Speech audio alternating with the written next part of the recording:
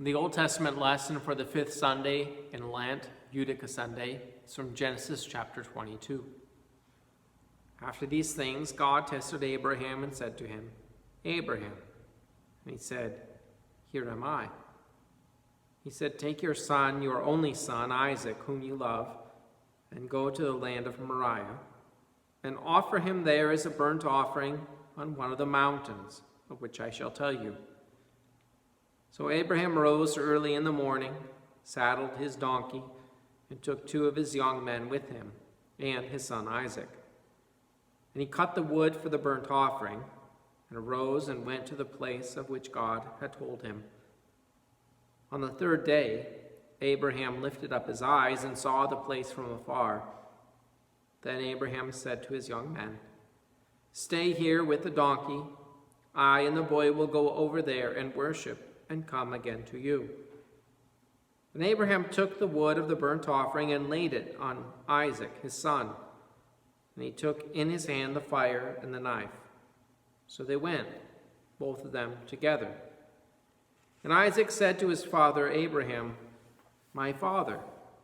And he said, "Here am I, my son."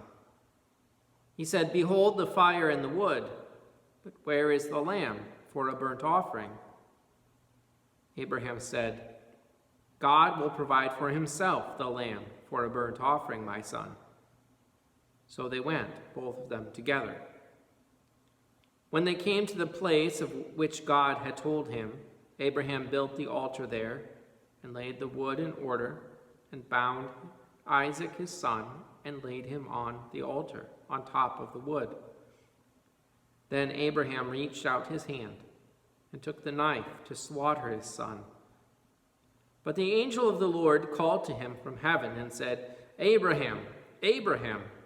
And he said, "Here am I." He said, "Do not lay your hand on the boy or do anything to him. For now I know that you fear God, seeing that you have not withheld your son, your only son, from me." And Abraham lifted up his eyes and looked, and behold, behind him was a ram, caught in a thicket by his horns. And Abraham went and took the ram and offered it up as a burnt offering instead of his son. So Abraham called the name of that place, "The Lord will provide." As it is said to this day, "On the mount of the Lord it shall be provided." This is the word of the Lord.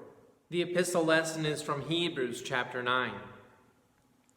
But when Christ appeared as a high priest of the good things that have come, then through the greater and more perfect tent, not made with hands, that is, not of this creation, he entered once for all into the holy places, not by means of the blood of goats and calves, but by means of his own blood, thus securing an eternal redemption. For if the sprinkling of defiled persons with the blood of goats and bulls and with the ashes of a heifer sanctifies for the purification of the flesh, how much more will the blood of Christ, who through the eternal Spirit offered himself without blemish to God, purify our conscience from dead works to serve the living God?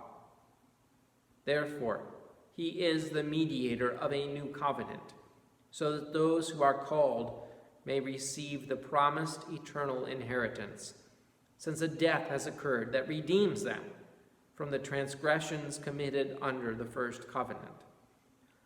This is the word of the Lord. Thanks be to God. The Holy Gospel according to St. John, the 8th chapter. Glory be to thee, O Lord. Jesus said, "Which of you convicts me of sin? If I tell the truth, why do you not believe me? Whoever is of God hears the words of God. The reason why you do not hear them is that you are not of God." The Jews answered him, "Are we not right in saying that you are a Samaritan and have a demon?" Jesus answered, "I do not have a demon, but I honor my Father, and you dishonor me. Yet I do not seek my own glory. There is one who seeks it, and he is the judge. Truly, truly, I say to you, if anyone keeps my word, he will never see death." The Jews said to him, "Now we know that you have a demon. Abraham died, as did the prophets. Yet you say, if anyone keeps my word, he will never taste death. Are you greater than our father Abraham, who died? And the prophets died. Who do you make yourself out to be?" Jesus answered, "If I glorify myself, my glory is nothing. It is my Father who glorifies me, of whom you say, 'He is our God.' But you have not known him. I know him. If I were to say that I do not know him, I would be a liar like you. But I do know him, and I keep his word. Your father Abraham rejoiced that he would see my day. He saw it and was glad." So the Jews said to him, "You are not yet 50 years old, and have you seen Abraham?" Jesus said to them, "Truly, truly, I say to you, before Abraham was, I am." So they picked up stones to throw at him, but Jesus hid himself and went out of the temple. This is the gospel of the Lord.